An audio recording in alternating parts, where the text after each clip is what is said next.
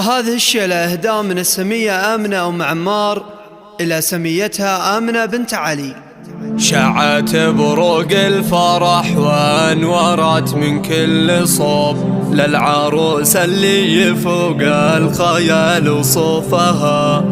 مثلها ما الله خلق بالشمال وبالجنوب، كل خصلة في آمنة زهت بصوفها، كل خصلة في آمنة زهت بصوفها.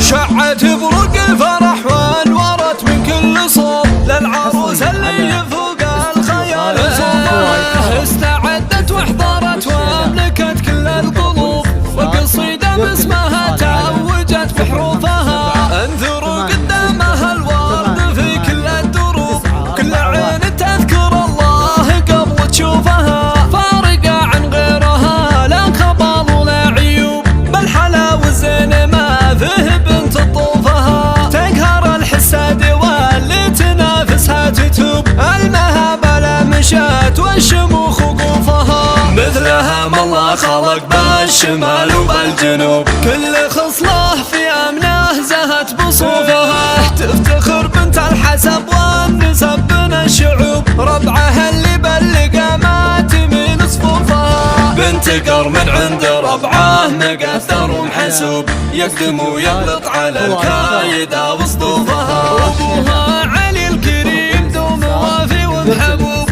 بتغطت شموخها الجبال ونورها، آل سريه المطالق لا شب الشبوب، السهم كل طالت لوح وعز طولها، وامها رحمة السنع والذربه والسلوم، ترخص الغالي لجيرانها وضيوفها، والكرم مسالم جداتها والصدر الرحوب، من سو من يحفظون العهد معروفها، والكرم مسالم جداتها والصدر الرحوب، من سو من يحفظون العهد معروفها، واخوانها اللي تضد المعادي بالحروب، هم عضيدها والمن تضربه بسيوفها، هم عضيدها والمن تضربه بسيوفها. شعت بروق الفرح وانورت من كل صوب للعروس اللي يفوق الخيال وصوفها، استعدت واحضرت واملكت كل القلوب، والقصيدة باسمها تعوجت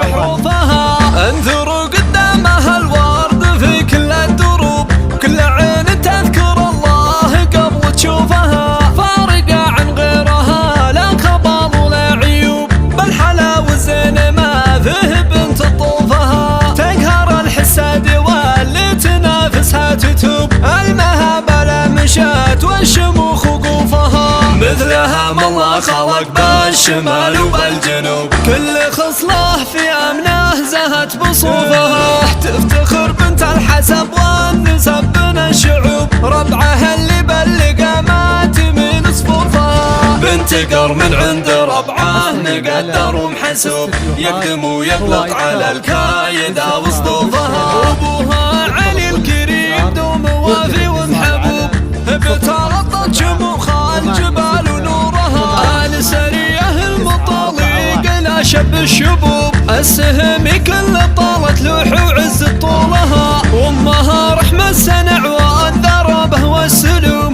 ترخص الغالي لجيرانها وضيوفها، والكرم مسالم جداتها والصدر الرحوب، من سو من يحفظون العهد معروفها، والكرم مسالم جداتها والصدر الرحوب، من سو من يحفظون العهد معروفها، واخوانها اللي تضد المعادي بالحروب، هم عضيدها والمن تضربه بسيوفها، هم عضيدها والمن تضربه بسيوفها.